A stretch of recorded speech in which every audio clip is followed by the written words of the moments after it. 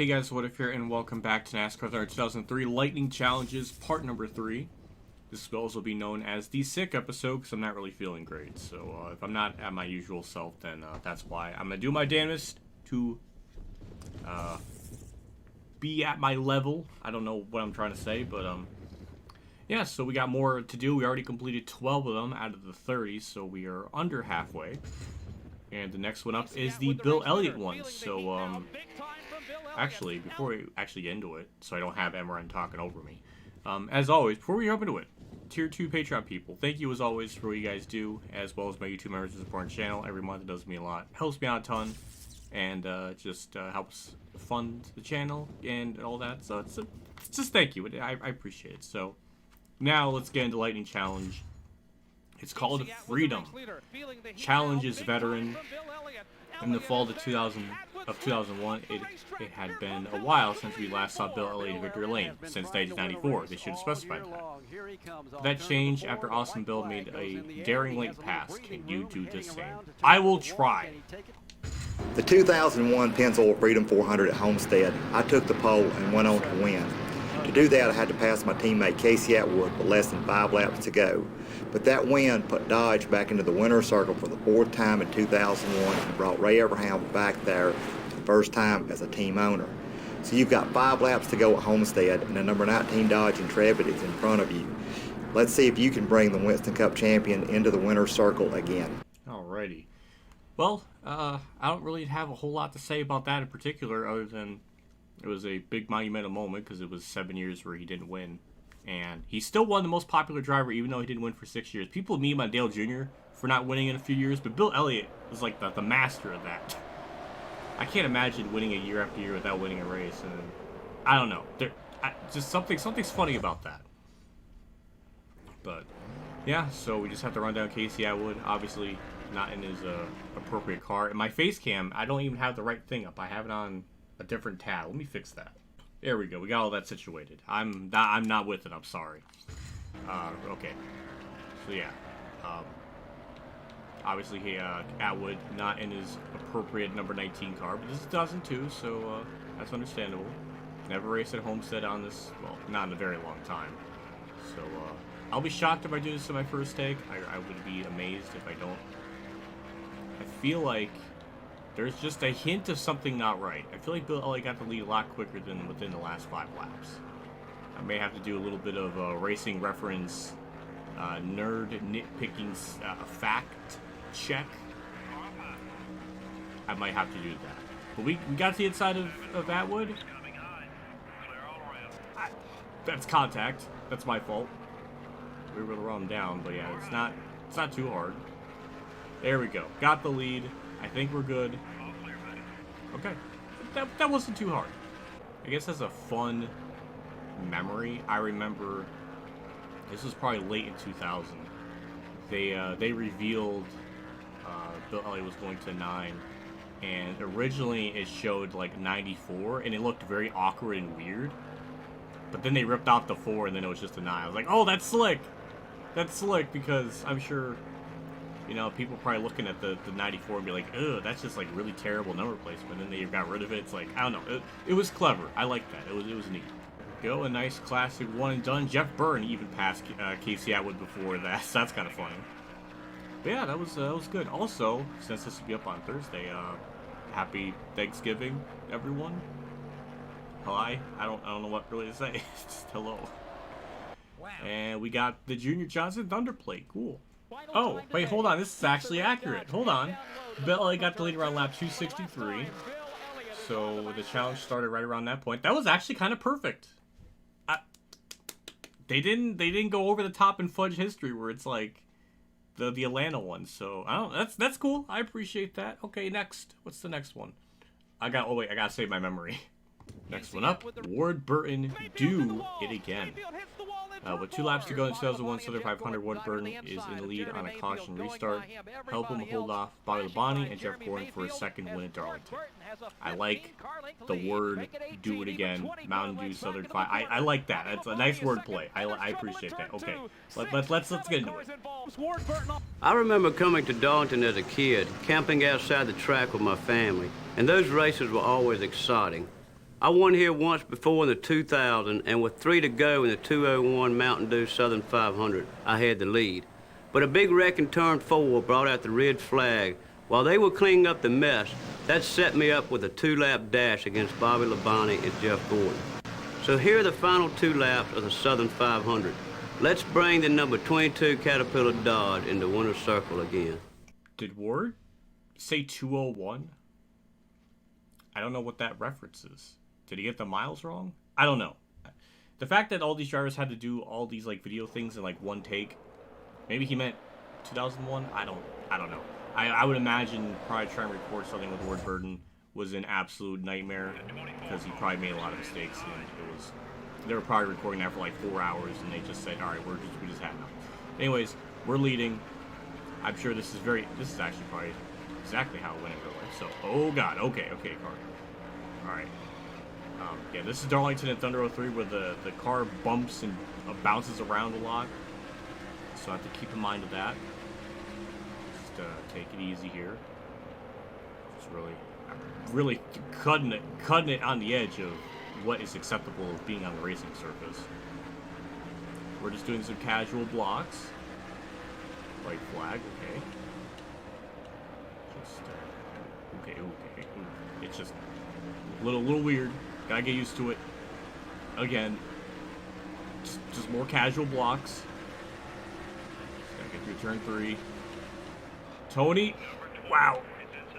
I don't know how I didn't get penalized. Stop, don't drift. Ooh, boy. I should have been penalized for that, but we'll hold on.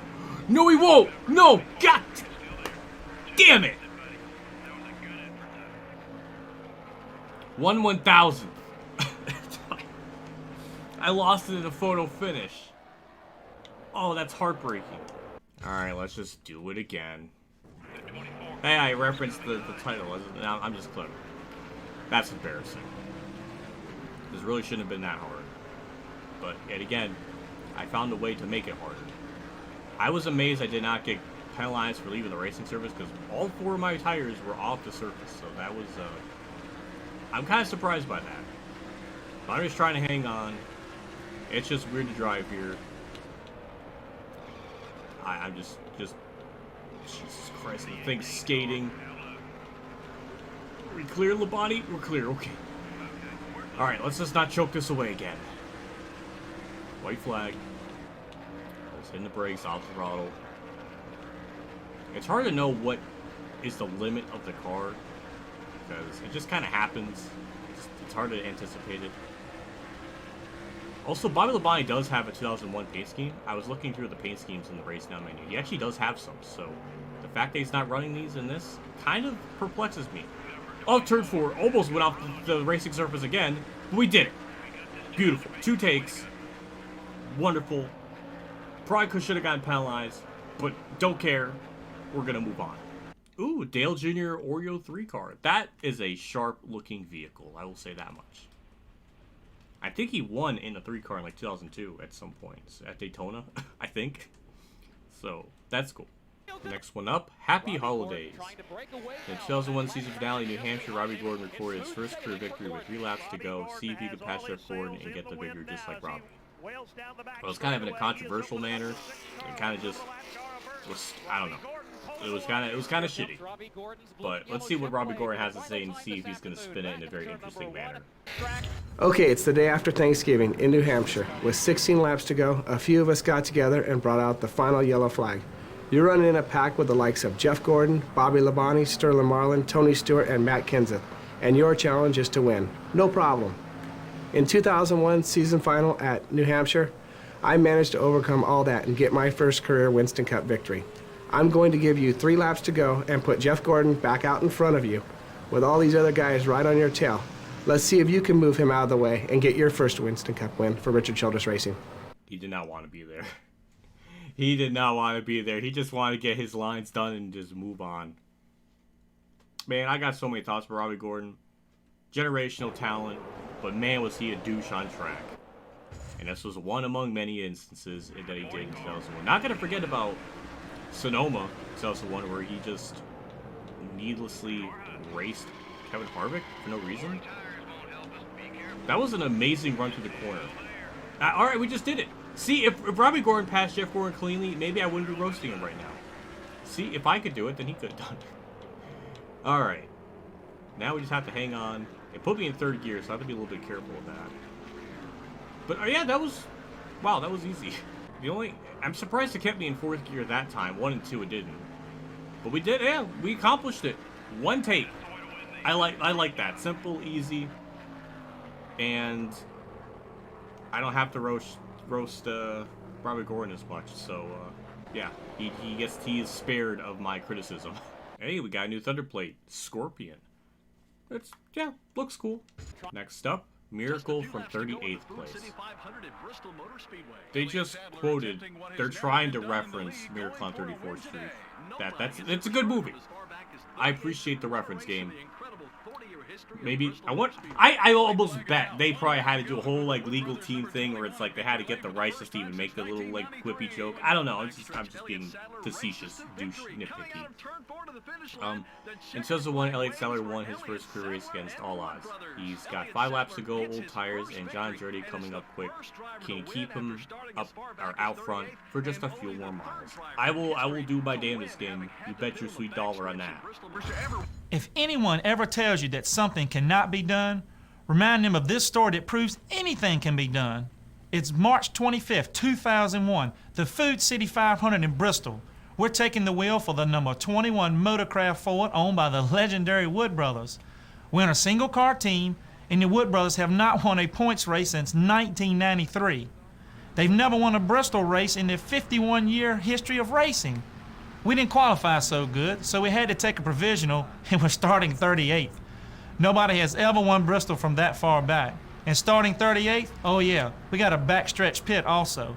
Only 2 people have ever won from the backstretch, Davey Allison and Dale Earnhardt. We took on our last set of tires with 161 laps to go in the race, well, pretty much beyond where the tires should last. But that day, I managed to beat all odds, take the checkered flag, and bring the Wood Brothers' famous 21 back to the winner's circle. Now you get to try. It's 5 laps to go, and another legendary car, the 43, is right behind you. You need to fight off John Andretti and once again get the win. I did it. Can you? I appreciate his enthusiasm. I appreciate that. This was a weird one, just because of how the circumstances played out in that race. But yeah, it's just weird. The spiritual Petty Pearson battle. It was, I don't know, it's just something. When was the last time the 21 and the 43 car finished 1-2? Since 2001, has it ever happened again? I don't know. I don't think so. But it was cool. I like how in the race replay behind him, the 21 car ended up losing the lead. I don't know why that's just funny to me. But yeah, old tires. Yeah, wow, that... okay. Wow. That did not like to turn at all off turn 4. Okay, we do got 5 laps to go. We have over a 2-second lead. Holy shit, this car does not turn. Yeah, it is absolutely on old tires. Elliott Sadler was not...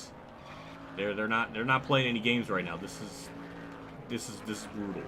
Still managing to hang on. I am just babying this car. I feel like I'm a good 1.5 seconds off maybe the race pace. I don't know. So it is very, very tight, then snaps loose. It's hard to describe how it's handling. I'm really just trying to take it easy. And also, this is the first time I've been at Bristol in this game in like 5 years. So there's a lot for me to kind of progress. There is a lot of progress to be had. But a lot of mental processing in my brain that has to comprehend things. White flag, we got half a second lead. We're fine. Just hit my marks. John Andretti really hasn't ran me down as much as I was thinking he was going to. We'll just take it easy there. Beautiful. Okay, not really great, but that was kind of a shitty exit. But we did it. Hooray. 2 takes. I will take that. Was very nice. Also, I raced with Elliott Sadler on iRacing at like Texas, and he absolutely kicked my ass. So yeah, he's really good. Wow. Scott Wimmer. Okay. Oh, and Jay Sauter. Ooh, that's cool. Yeah, that's my only iRacing story with Elliott Sadler.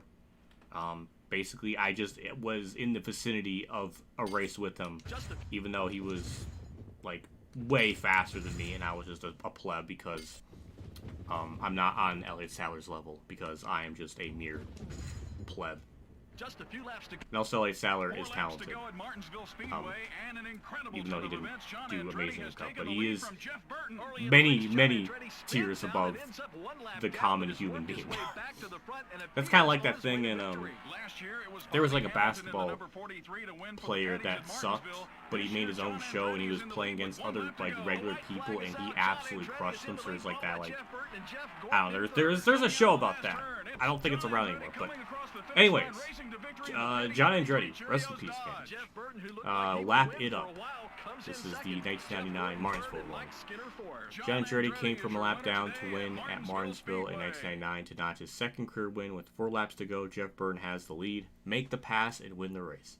Kind of interesting they're referencing something from this many years ago, especially when this was in 2002, but this was a pretty remarkable race win. So, yeah, just the logistics of that back when Lucky Dogs weren't a thing. This was kind of a pretty insane comeback. So I don't know. Let's let them talk. Back to Martinsville, 1999. Early in the race, I spun out and found myself 1 lap down. But by the end of the race, I charged back to the front of the pack. And with 4 laps to go, I found myself right behind Jeff Burton, going for the win. I won the race that day, and you get the chance to repeat it. Good luck. That was quick. He said everything he needed to say, and he was out. I don't know. I don't know. Again, this is just, I was 4 when this was around, so I don't remember this very well. So I don't remember if he just, I remember he got the lead under a circumstance where he was like the first car, like, because obviously lap cars were on the left and the lap cars were on the right, so I don't know if it was like on a restart where he just passed the leader and that's how he got his lap back, or it might have been something like that. I don't know. But a point is, it was just a lot tougher and difficulter. What? It was harder to get your lap back and everything back there. So yeah, had to get used to Martinsville again. I remember this in real. At least I remember the finish because he did the every John Andretti race win many eons ago, and it was a very hard knuckle to knuckle battle between the two at the end.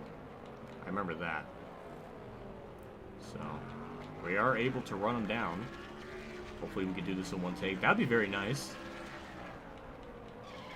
Though then again, I had a lot of trouble with the Dale Jarrett and Ricky Craven ones. I don't know. But yeah, just right down the inside of them, no problem. We're gonna pass him cleanly. Beautiful. My conscience is clear. I don't have to worry about having any guilt. Unless he wants to bump and run me, then we're gonna have a problem. But there we go. Beautiful. In the lead, and we got 2 laps to spare. Off turn 4, Burton was kind of lurking behind me, but not enough to really worry. And beautiful. 1 and done. Perfect. I need to eat Cheerios again. I have not had regular Cheerios in a long time. I've had Honey Nut Cheerios, but not regular Cheerios. I may have to get myself some Cheerios, but that might... I don't know. Oh, but what was our better plate? Tiny Lund. And James Finch, hey! The owner-driver. He helped Kurt Busch. Even though he kind of fucked him at the same time because he wouldn't give Kurt any sponsors. You know, Kurt was getting sponsors. And then James Finch was like, no, I need a bigger one. And that was stupid. So part of his downfall was his own doing, if I had to assume. Also, in the Elliott Sadler challenge, that kind of throws my... They're not supposed to talk about Dale Earnhardt thing out the water because he mentioned it, so... Yeah, not the first time I've been wrong about something. I'm sure it's in the thousands by now. We got Rusty Wall's challenge. I'll take that flag at California. In the 2001 race in California, Rusty Wallace held off Dale Earnhardt Jr. and Jeff Gordon late in the race for the win. There are 3 laps to go. Keep it steady and get the victory. A very significant race win for a whole lot of reasons, which I think Rusty Wallace goes into, so I'll let him say his piece. You want to talk about an emotional win? How about the Napa Auto Parts 500 at the California Speedway in 2001? It was April 29th, the birthday of a very dear friend of mine. I want to win every weekend, but this day was special. No big surprise, but Jeff Gordon seemed to have a car to beat that day. He was strong. And Dale Earnhardt Jr. wasn't about to let his dad's birthday pass without making some noise. That guy ran out of gas on lap 107, had to coast into the pits, lost a lap, and still managed to come in second. So here's the deal.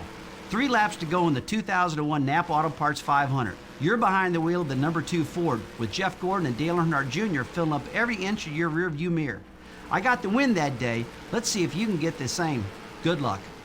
There's just many races in 2001 where it just has multiple feel-good stories, and this one was kind of maybe underappreciated or just not really brought up as much, but yeah, this was a feel-good win. Rusty Wallace won on Dale Earnhardt's birthday, and it was his second to last win, and it was just pretty badass, not gonna lie. Though the Dale Jr. fanboy in me really wanted Dale Jr. to win, but Rusty Wallace was just as okay. And also, Rusty beat Jeff Gordon, which obviously those two had beef forever, so that's also kind of funny. Now I gotta do my part and hold off everyone, which I did not do a very good job in turn 1, or turns 3 and 4 that time. Drifting, just trying to take it easy. I don't know the limits of the car, so I'm kind of underdriving it a lot. Still side by side with Jeff Gordon. We're just making it very interesting and just exciting for all the fans. We even door him. That's a very Rusty Wallace thing to do to Jeff Gordon, so I don't even feel bad about that. That wasn't even me doing it. That was Rusty Wallace taking over in that split second, and then he made his decision. Finally, we cleared him.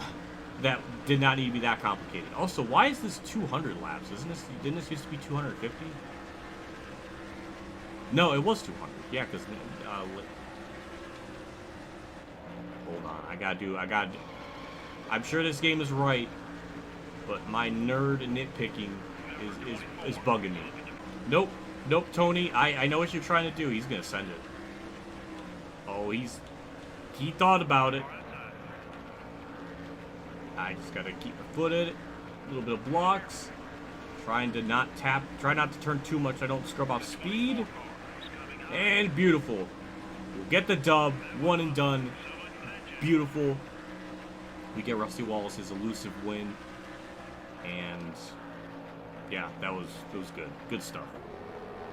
So what do we get for it? We get Jeff Burton's number 9 car, which I remember the announcers in the Busch race were making fun of it. They were calling it, I don't know what they're calling it. They're calling it flamboyant, or it was like a word that was not, I don't know. There was something about it. They were calling it something. I don't know if they were trying to say the word gay. I don't know. But they made fun of the scheme. Even though the scheme looks pretty damn badass. So I don't know what the deal is, but whatever. That's my rant on that story and all that. And I think that's where we'll wrap it up, because we completed 6 challenges. Again, just 6. I'm surprised by that. But next part is going to be terrifying, because at some point we'll have to do the dreaded pay at the pump, and that might be just a whole episode in and of itself when we get to it. So I'm terrified of that. I've seen horror stories about it, and I think I've only completed it once in my whole life, so yeah, that's going to be a nightmare. But that'll be for next episode. Hopefully a more healthier me, so I can manage to hang on and deal with that. But yeah, that'll do it. We'll wrap things up. Big shout out to my tier 3 Patreon supporters today for our Channel 15, Kamikazegames, Bailey Carrier, and Mexican Link 1986 for the support. Again, I appreciate what you guys do for my channel every single month. It always means a lot and always goes a long ways. So just thank you for your everlasting and ongoing support. It does mean a lot, and I'm very appreciative and very thankful, because it's Thanksgiving. I'm very thankful for that too. I will see you all next episode. I think we've currently completed 18 of the 30, so we are officially more than halfway. Though I'm sure this will go on until probably, I don't know. That freaking pay at the pump one's gonna be an absolute nightmare. So I don't know. It might go on to the new year. Who knows? But for now, that's it. We're done. I'll let future me deal with that challenge next week. That is, I'm just terrified of that. I may have trouble sleeping. But either way, also I want this to see if I want to see if this works. I don't usually do this, but subscribe to the channel and like the video. I want to see those things get like highlighted. On the desktop, it does get highlighted. So let me do it again. Subscribe and like the video. I want to see if that comes up. I don't know. But I'm done. I will see you all later, and have a good day, everyone.